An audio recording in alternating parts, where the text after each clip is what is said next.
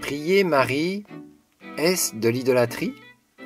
Un prêtre argumente en faveur de cette théologie, de cette doctrine. Et donc, je propose de commenter son intervention. Prier la Vierge Marie, ça n'est pas de l'idolâtrie. Prier la Vierge Marie, ça n'est pas enfreindre le commandement de n'adorer que Dieu. Oui, je serais idolâtre si j'adorais la Vierge Marie à la place d'adorer Dieu. Moi, je n'adore pas Marie, mais je la prie.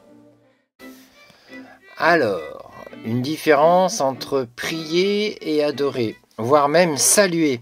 J'ai déjà eu ce genre d'argument de la part de catholiques qui m'ont dit « Moi, je ne prie pas Marie, mais je la salue ». Il y a une grande différence entre prier et saluer.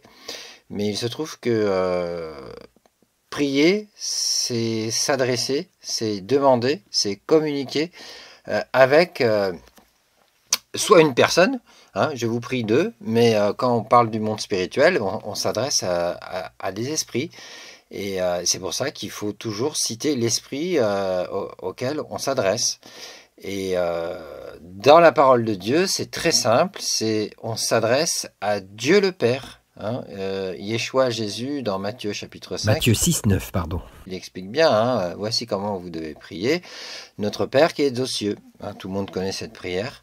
Que ton nom soit sanctifié, donc vraiment mis à part. Et donc c'est assez clair hein, dans la parole de Dieu.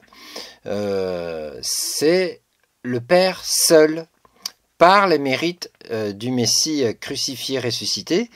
Voilà. Et c'est tout. Et c'est tout. Maintenant, il dit que on peut s'adresser à Marie sous forme de prière ou de salutation, hein, parce que ça revient au même. Mais il faut savoir que la prière rejoint intimement, subtilement l'adoration, parce que où est la limite entre prier et puis ensuite adorer? C'est toute une évolution. Et puis parfois, on adore même avant de prier. Voilà, donc à partir du moment qu'on s'adresse à un esprit, on ouvre une porte spirituelle et c'est là qu'il y a la communication, hein, que ce soit dans la prière, dans la louange, dans l'adoration, dans tout ce qu'on veut.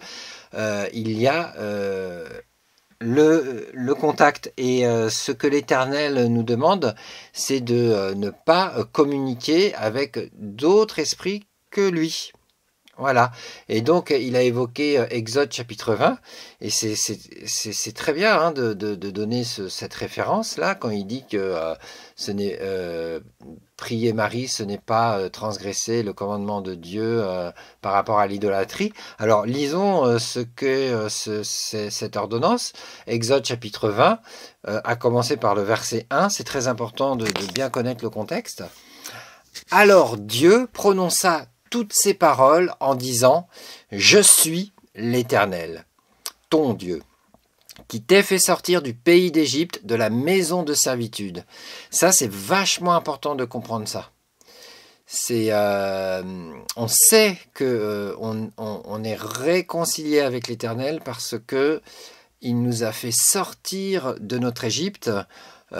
L'Égypte, non pas le pays, ou pas que le pays, hein, pour ceux qui sont vraiment sortis d'Égypte littéralement, mais l'Égypte c'est un code pour parler de l'oppression, ou tout simplement, comme ce qui suit, de la maison de servitude. Quand on sort d'un certain esclavagisme, d'une servitude, et qu'on rencontre l'Éternel Dieu, là on reconnaît que c'est lui. C'est pour ça que c'est important de se référer aux Saintes Écritures, pour contrôler ce que disent les prêtres, les pasteurs, les rabbins, tous ceux qui sont élevés en dignité, en spiritualité. C'est important de vérifier ce qu'ils disent par les Écritures. Et donc, on sait qu'on appartient à l'Éternel Dieu, le seul Dieu unique, parce qu'on est sorti de la maison de servitude. Alors ça, c'est à chacun de reconnaître comment il est sorti de cette maison de servitude, mais c'est une des signatures, de marque de fabrique de l'Éternel. Quand il rentre dans notre vie, il nous sort de quelque chose. Et ça, chacun a le témoignage de vie. Par contre, si on sort de rien du tout, si en nous-mêmes on n'a pas senti une certaine libération, une certaine tranquillité, un certain shalom, est-ce que nous avons bien rencontré l'Éternel? Moi, je ne pense pas, selon l'Écriture sainte, non. Parce que là, il dit bien, je suis l'Éternel, ton Dieu, qui t'ai fait sortir du pays d'Égypte, de la maison de servitude. Donc, il faut vraiment être sorti d'un certain degré de servitude, en tout cas, même si ce n'est pas entièrement, parce que les choses se font progressivement, mais au moins, il y a déjà un premier degré de servitude qui a été retiré. Ensuite, verset 3, « Tu n'auras pas d'autre Dieu devant ma face. » c'est logique ça. Hein. « Tu ne te feras point d'image taillée, ni de représentation quelconque des choses qui sont en haut dans les cieux, qui sont en bas sur la terre et qui sont dans les eaux plus bas que la terre. » Ça, c'est assez clair. Hein. Donc, de toute forme de représentation, en haut, ici-bas sur terre ou sous les mers, on n'a pas à faire d'image taillée, que ce soit dans le cœur, hein, une idole dans le cœur, ou aussi en statue, en 3D, ici-bas. Donc là aussi, il faut faire attention à ça. Et il se trouve que dans les églises catholiques, hein, on envoie des statues. Hein. Donc déjà, on voit que là, il y a une transgression de ce commandement.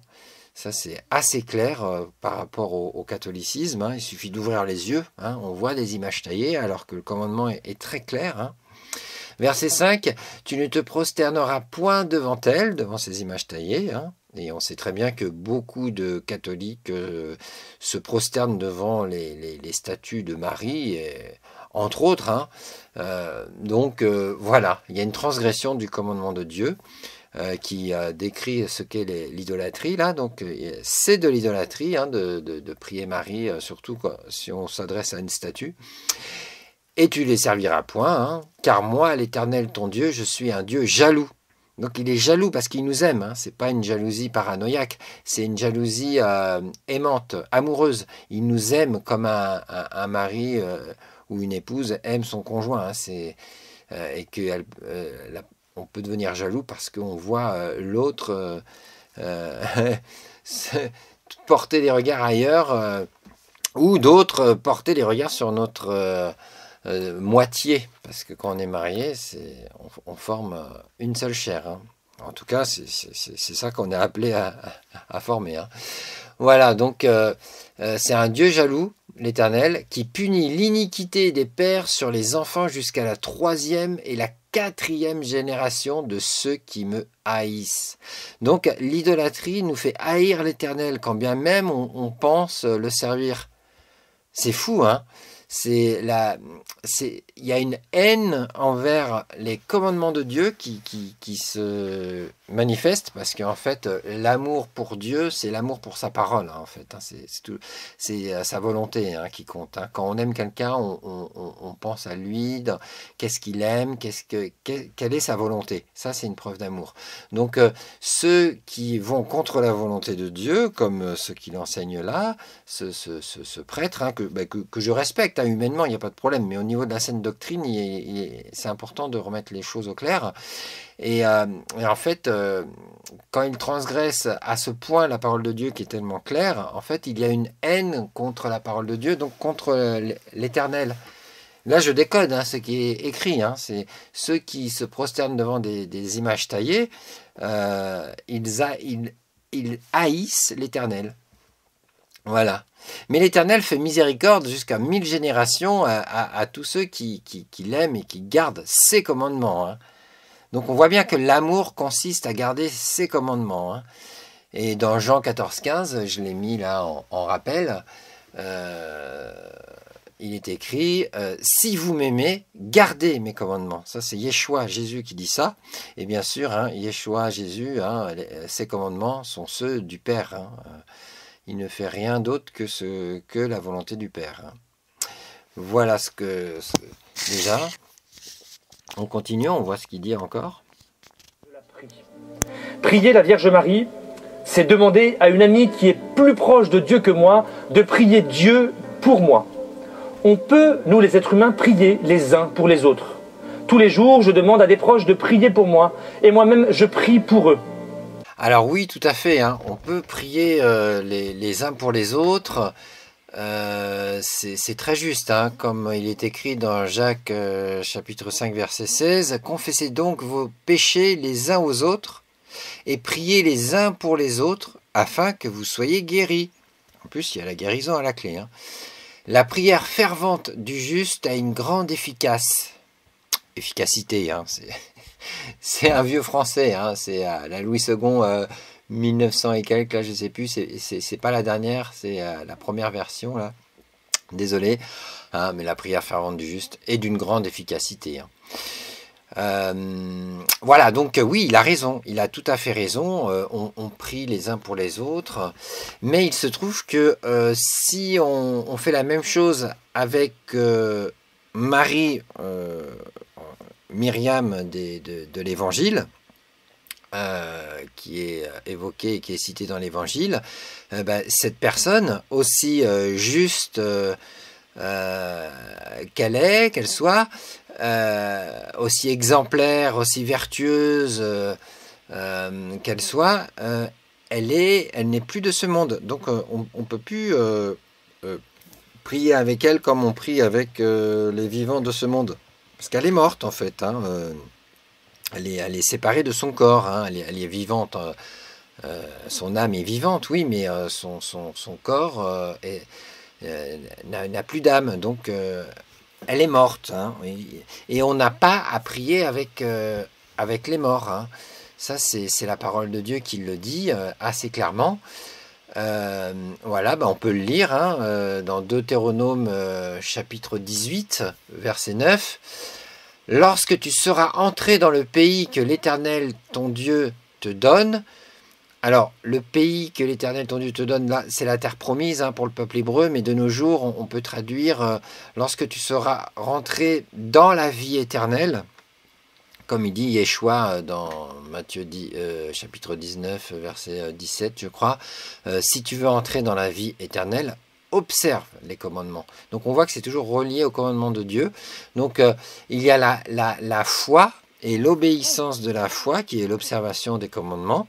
Et c'est pour ça d'ailleurs que l'apôtre Paul il dit que l'observation, il dit la circoncision n'est rien. L'incirconcision n'est rien, ce qui compte, c'est l'observation des commandements. Et le contexte, c'est parce que certains pensaient qu'il fallait être circoncis pour être sauvé, pour avoir le salut de l'âme. Non, pas du tout. Et qu'on soit circoncis ou non, le salut n'en dépend pas, en fait, hein. C'est ce qu'il voulait dire, hein. Et qu'est-ce qu'il rajoute? Il dit, ce qui compte, c'est l'observation des commandements. Parce qu'en fait, l'observation des commandements ne peut se faire que par la foi. Si on essaye d'observer les commandements sans la foi, on est dans une sorte de légalisme, de l'être sans vie. Voilà, ça produit la mort, ça produit la condamnation, c'est pas bon. Par contre, si on observe les commandements avec l'amour, donc avec l'Esprit de Dieu, alors ça prend vie, ça devient une lettre vivante. Et c'est ça qui change tout.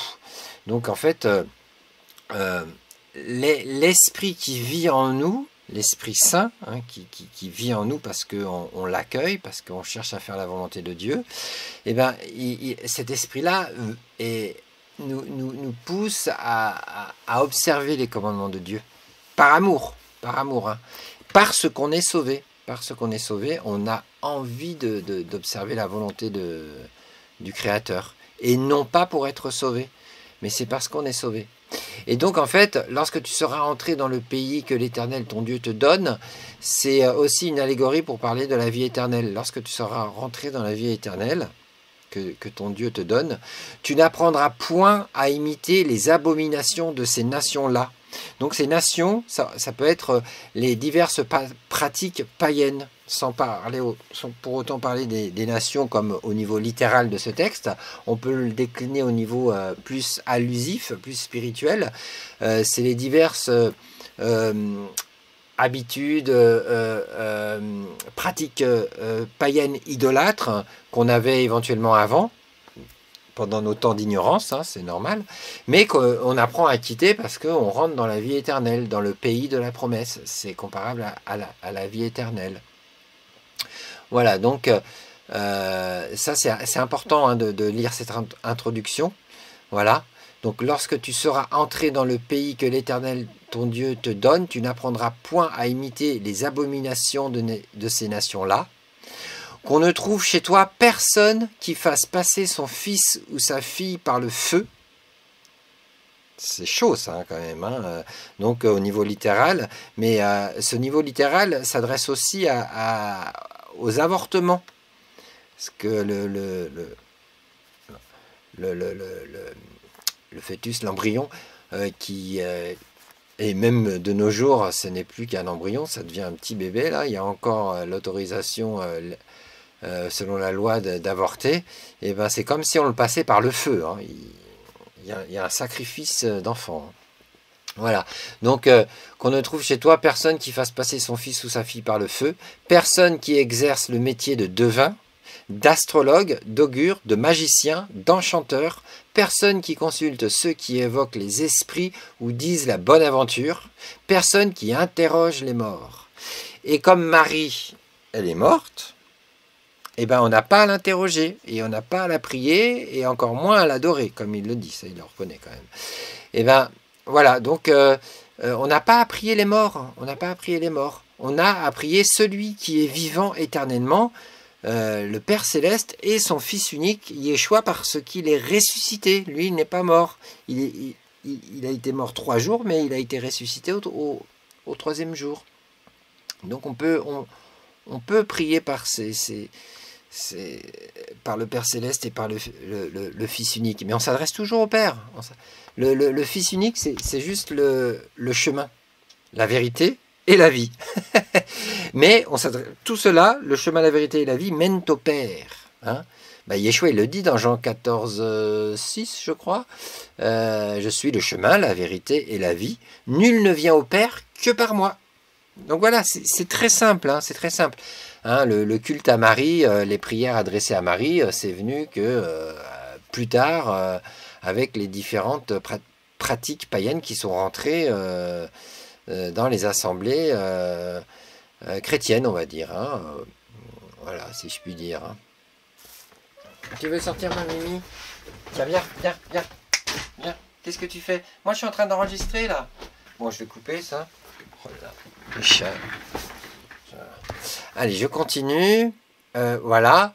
Ensuite, car, verset 12, car quiconque fait ces choses est en abomination à l'Éternel, et c'est à cause de ces abominations que l'Éternel, ton Dieu, va chasser ces nations devant toi.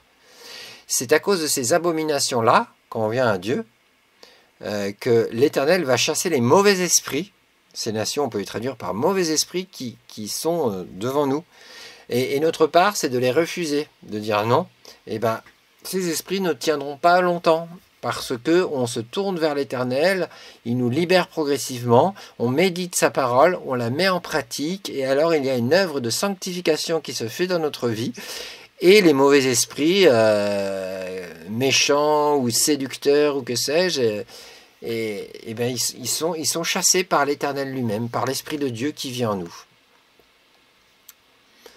Voilà, voilà. Alors, car quiconque, alors ça c'est verset 12, voilà, ensuite, tu seras entièrement à l'Éternel, ton Dieu, car ces nations que tu chasseras écoutent les astrologues, les devins, mais à toi, l'Éternel, ton Dieu, ne le permet pas. Voilà, donc voilà, interroger les morts et tout ça, ce n'est pas bon, ce n'est pas bon. On continue. Prier la Vierge Marie, ça n'est rien d'autre que demander à cette femme qui est si proche de Jésus, à celle qui le connaît si bien, parce qu'elle l'a mis au monde, de le supplier en mon nom. Oui, alors l'excuse comme quoi c'est sa mère, donc elle le connaît vraiment bien. Ça c'est un argument purement humain, hein. On peut comprendre humainement parlant, mais concernant le Fils unique de Dieu, Marie, elle était assez larguée hein, aussi. Hein. On le voit dans Luc chapitre 2, par exemple, verset 46. Au bout de 3 jours, ils le trouvèrent. Alors donc c'est quand ils sont montés à Jérusalem pour la Pâque et puis ensuite ils sont retournés à Bethléem. À Nazareth, pardon. Voilà, sur le chemin du retour, les parents de Yeshua, Jésus, se sont pas aperçus qu'il était absent. Donc au bout de 3 jours, donc ils se sont mis à le chercher et au bout de 3 jours, ils le trouvèrent dans le temple, assis au milieu des docteurs, les écoutant et les interrogeant. Tous ceux qui l'entendaient étaient frappés de son intelligence et de ses réponses. C'était comme on dit dans le judaïsme, c'était un Yanouka. Hein, c'est quelqu'un de très érudit qui a comme toute la Torah dans son cœur. Quand ses parents le virent, ils furent saisis d'étonnement, et sa mère lui dit : « Mon enfant, pourquoi as-tu agi de la sorte avec nous ? Voici, ton père et moi, nous te cherchions avec angoisse. » Il leur dit, verset 49, « Pourquoi me cherchiez-vous ? Ne savez-vous pas qu'il faut que je m'occupe des affaires de mon père ? » Mais ils ne comprirent pas ce qu'il leur disait. Ils étaient largués, hein. Puis il descendit avec eux pour aller à Nazareth. Voilà, et non pas Bethléem, pardon, Nazareth, autant pour moi. Et il leur était soumis. Sa mère gardait toutes ces choses dans son cœur. Et Jésus croissait en sagesse, en stature et en grâce devant Dieu et devant les hommes. Donc il n'était pas rebelle à ses parents, hein, parce qu'il leur était soumis.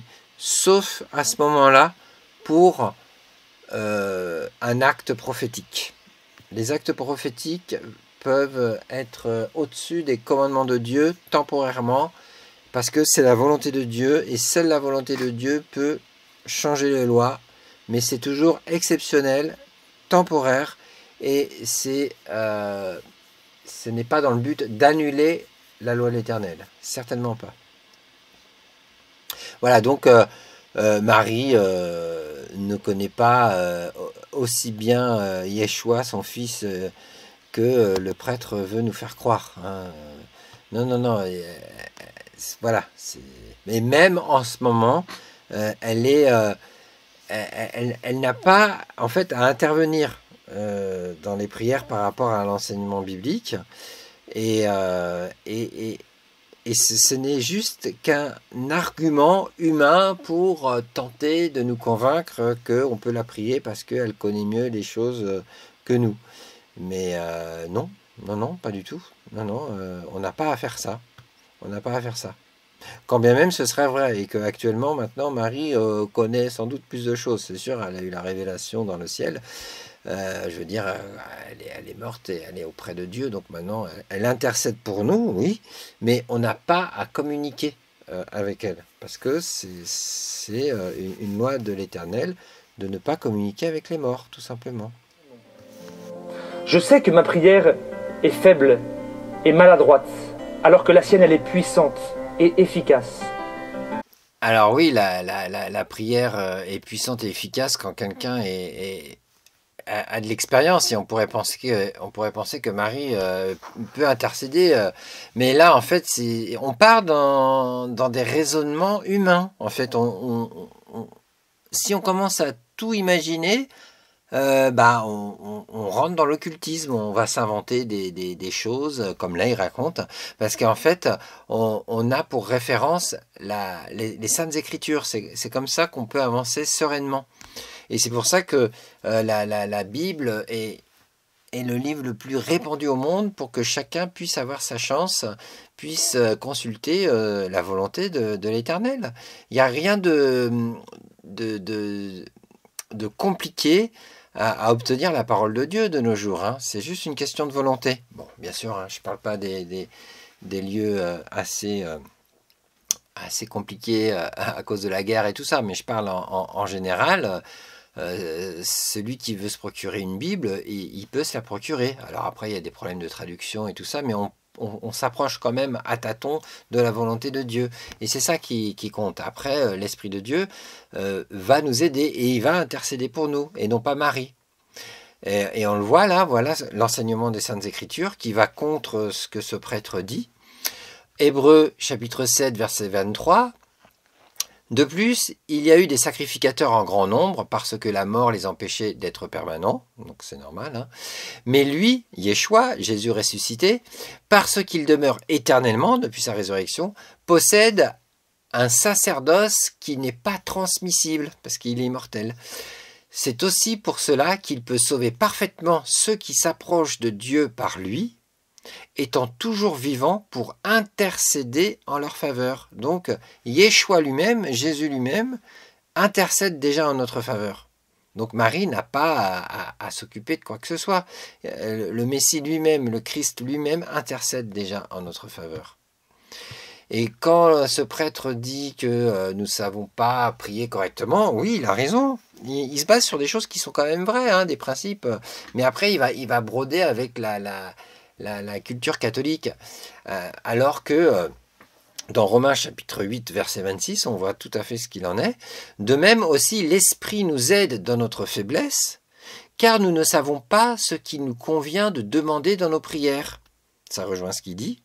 Mais au lieu que ce soit Marie, c'est l'Esprit lui-même intercède par des soupirs inexprimables en nous, parce que c'est l'Esprit qui vit en nous. Marie, elle n'a pas à vivre en nous, hein. C'est l'Esprit Saint qui doit vivre en nous. Hein. Et celui qui sonde les cœurs connaît quelle est la pensée de l'Esprit, parce que c'est selon Dieu qu'il intercède en faveur des saints. Des saints ou des enfants de Dieu. L'Esprit intercède en faveur des saints, et c'est selon Dieu qu'il intercède. Il connaît la volonté de Dieu. Bah oui, parce que l'Esprit de Dieu qui est en nous, c'est Dieu, c'est son Esprit. Donc c'est normal qu'il connaisse la volonté de Dieu. C'est Dieu qui fait son œuvre en nous, en fait. Voilà, donc Marie n'a pas du tout à intercéder pour quoi que ce soit. C'est l'Esprit Saint qui vit en nous, qui intercède pour nous. Oui, prier la Vierge Marie, c'est demander à une autre créature de s'associer à moi pour adorer, supplier, louer et servir Dieu, pour lui demander des grâces dont j'ai besoin. Alors, intercéder avec une autre créature, oui, avec notre prochain, mais qui est vivant, et non pas avec un esprit. Dont j'ai besoin. La Vierge Marie n'appartient pas qu'à nous les catholiques. Si toi aussi, tu te confies à elle, elle te prendra dans ses bras et elle te confiera à son fils Jésus. Oui, bah là, après, il fait son numéro de prosélytisme, hein, mais on n'a pas à se confier en Marie. C'est crois au Seigneur Jésus, Yeshua, et tu seras sauvé. Oui, c'est ça l'évangile. Hein. Il n'y a pas à se confier en Marie du tout. Marie est juste un exemple de piété, un personnage biblique important et respectable. Il faut honorer sa mémoire en observant les commandements de Dieu. Jésus. Oui, Marie est un chemin fiable vers le Christ, notre unique sauveur. Alors sur la fin, je suis d'accord avec lui, le Christ, le Messie, le Machiar est notre unique sauveur. Mais Marie n'a pas à intervenir. Voilà. Je tiens à préciser que tout cela n'est que mon avis, ma conviction, c'est mon partage que je tiens à vous communiquer par rapport à toutes ces choses. Donc si vous êtes d'accord, n'hésitez pas à liker, vous abonner, à partager et toutes ces habitudes youtubesques. Merci de commenter pour qu'on puisse continuer à développer ça si besoin. Parce que tout n'a pas été dit, bien entendu, ce n'est qu'une introduction. Merci.